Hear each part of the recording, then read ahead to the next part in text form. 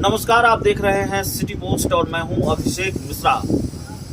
Bharatiya Janata party के कभी कद्दावर नेता रहे सच्चिदानंद राय को लेकर एक बड़ी खबर सामने आ रही है। सच्चिदानंद राय के रिश्ते भारतीय जनता पार्टी से अलग हो चुके हैं।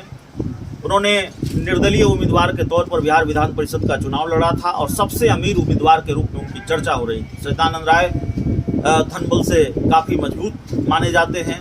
राजनीति में उनका रसूख रहा है और खासकर उस इलाके में जहां से वो आते हैं, बीजेपी पूरी ताकत लगाकर भी सच्चिदानंद राय को नहीं हरा सकी, जबकि सच्चिदानंद राय निर्दलीय उम्मीदवार के तौर पर वहां से चुनाव लड़ रहे थे।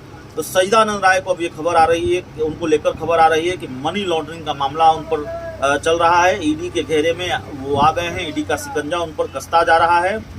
और दरअसल मामला ये है कि ईडी ने निवेशकों से वसूले गए क्रमशः 156 करोड़ और 638 करोड़ रुपए की मनी लॉन्ड्रिंग के मामले में 1 मार्च को कोलकाता, सिलीगुड़ी, हावड़ा और आगरा में जिन चिट फंड कंपनियों को खंगाला है, उसमें लाभार्थी के तौर पर राय का भी नाम सामने आया है।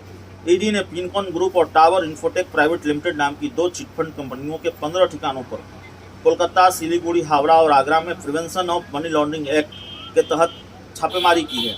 ईडी ने यह कार्रवाई सीबीआई और पश्चिम बंगाल द्वारा इन दोनों चिट फंड कंपनियों के निवेशकों के क्रमशः 156 करोड़ और 638 करोड़ रुपए की हेराफेरी के आरोप में पहले से दर्ज एफआईआर के आधार पर की है। इन कंपनियों ने ऊंची ब्याज दर और कम अवधि में पैसे दुगने करने का प्रलोभन देकर निवेशकों से पैसे जुटाए थे, लेकिन जब पैसे वापस करने की बारी आई तो मुकर गई। ईडी ने जिनके ठिकानों पर रेड डाली उनमें पिनकॉन ग्रुप और टावर ग्रुप के निदेशक मनोरंजन राय, हरि सिंह और लाभार्थी सुभारती बनर्जी, संजय बसु, मीना डे और रमेंदु चट्टोपाध्याय शामिल हैं। इनके साथ ही दूसरे लाभार्थी Eden infra projects private limited के निदेशक इंद्रजीत डे और सच्चिदानंद राय के ठिकानों को भी ईडी ने सर्च किया है। विधान परिषद के सदस्य सच्चिदानंद राय की कंपनी रियल एस्टेट, ट्रांसपोर्ट और अन्य कारोबार से जुड़ी हुई है। तो कई तरह के कारोबार से सच्चिदानंद राय जुड़े हुए हैं और हमने आपको बताया धनबल से काफ़ी मजबूत हैं।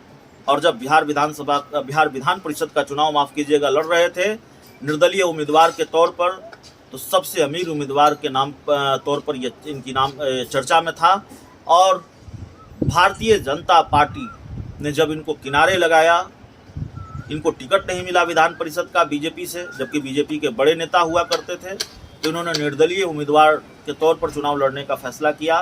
बीजेपी पूरी ताकत लगाकर भी सच्चिदानंद राय को नहीं हरा पाई। सच्चिदानंद राय निर्दलीय उम्मीदवार के तौर पर भी एमएलसी का चुनाव जीत गए। तो बड़ी खबर है, सच्चिदानंद राय के को लेकर मनी लॉन्ड्रिंग के मामले में वो फंसते हुए नजर आ रहे हैं और ईडी का शिकंजा उन पर कसता हुआ जा रहा है। बहुत बहुत धन्यवाद।